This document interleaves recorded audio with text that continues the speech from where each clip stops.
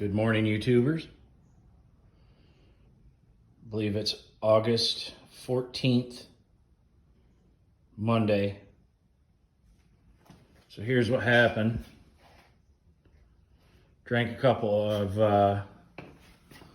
Oberon lattes the other night. Got a little ambitious. Tends to happen.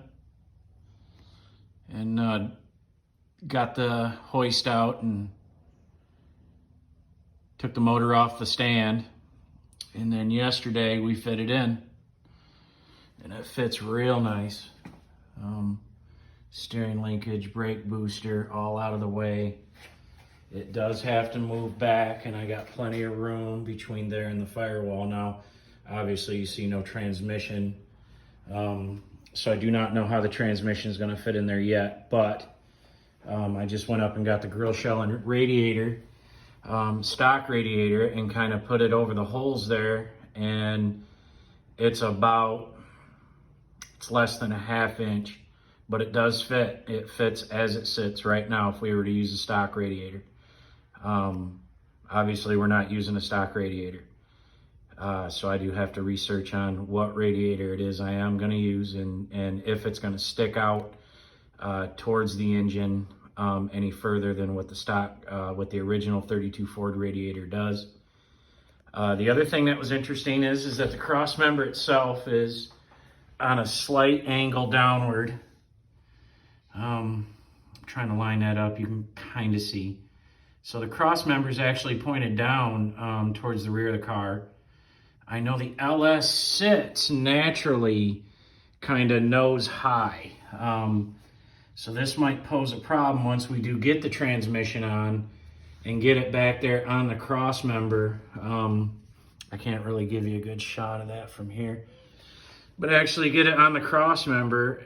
Is it going to be too much of an angle straight for those two to line up? That's kind of my next worry. But all in all, she went in good. She went in very nice. I'm using the Dirty Dingo slider mount, so I should be able to just slide it back about maybe an inch, inch and a half. Because of the actual small block Chevy mounts I'm using, on this side here, I don't have the full range of the slider. And it's because of, you can't really see it, but that bolt hole right there gets in the way of the small block Chevy mount that I'm using. I actually had to cut with a hacksaw, just cut a little bit of this ear off so that way it would get in there like it is now. I do have about, I'm going to say an inch to an inch and a half before it's going to hit the middle part of my small block Chevy mount. So I don't have the full range because of that. But what I'm going to do is I'm going to try to move it back as far as I can and then kind of go from there. But yeah, she went in nice. She fits nice.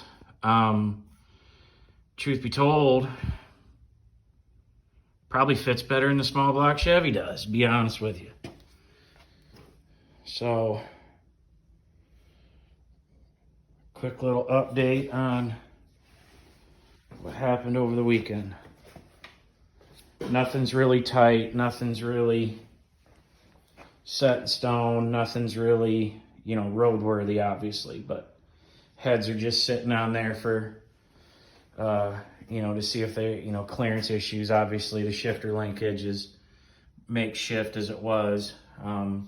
Exhaust will have to be dealt with. I mean, there's some things here. There's some issues. Any suggestions on what I do, let me know. The steering linkage is crooked right here because this was the small block Chevy header that my father had put on, and right here it went out and around the header. So that's why it's actually not straight right there. So that's what happened.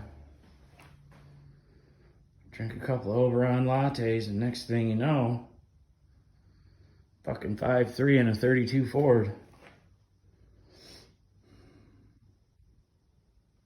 Thank you for watching. If you've made it this far, bless your heart. Give me a like and a subscribe.